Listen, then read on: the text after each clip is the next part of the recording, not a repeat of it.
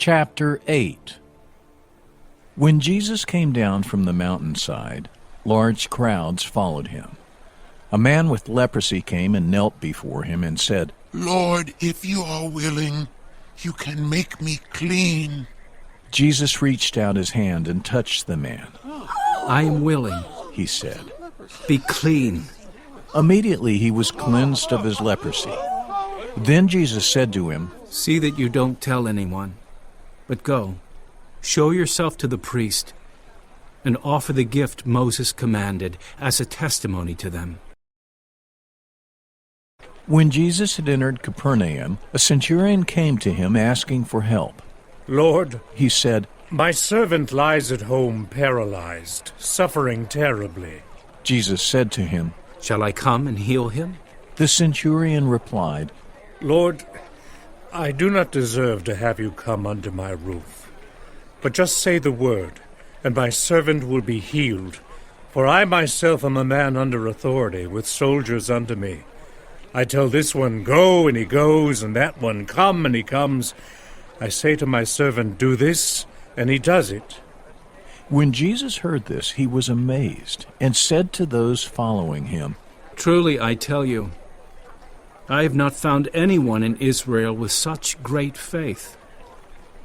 I say to you that many will come from the east and the west, and will take their places at the feast with Abraham, Isaac, and Jacob in the kingdom of heaven.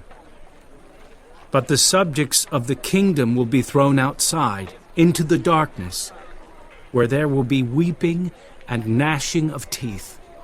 Then Jesus said to the centurion, "Go, let it be done, just as you believed it would." And his servant was healed at that moment. When Jesus came into Peter's house, he saw Peter's mother-in-law lying in bed with a fever. He touched her hand, and the fever left her, and she got up and began to wait on him. When evening came, many who were demon-possessed were brought to him, and he drove out the spirits with a word and healed all the sick. This was to fulfill what was spoken through the prophet Isaiah. "He took up our infirmities and bore our diseases." When Jesus saw the crowd around him, he gave orders to cross to the other side of the lake. Then a teacher of the law came to him and said, "Teacher, I will follow you wherever you go." Jesus replied, "Foxes have dens and birds have nests, but the Son of Man has no place to lay his head." Another disciple said to him, "Lord, first let me go and bury my father." But Jesus told him, "Follow me, and let the dead bury their own dead." Then he got into the boat, and his disciples followed him. Suddenly a furious storm came up on the lake, so that the waves swept over the boat. But Jesus was sleeping. The disciples went and woke him, saying, "Lord, save us! We're going to drown!" He replied, "You of little faith, why are you so afraid?" Then he got up and rebuked the winds and the waves, and it was completely calm. The men were amazed and asked, "What kind of man is this? Even the winds and the waves obey him." When he arrived at the other side in the region of the Gadarenes, 2 demon-possessed men coming from the tombs met him.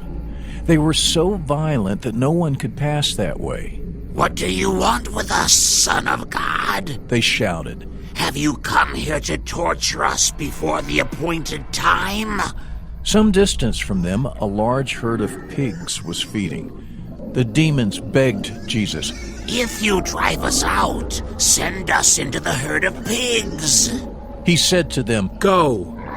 So they came out and went into the pigs, and the whole herd rushed down the steep bank into the lake and died in the water.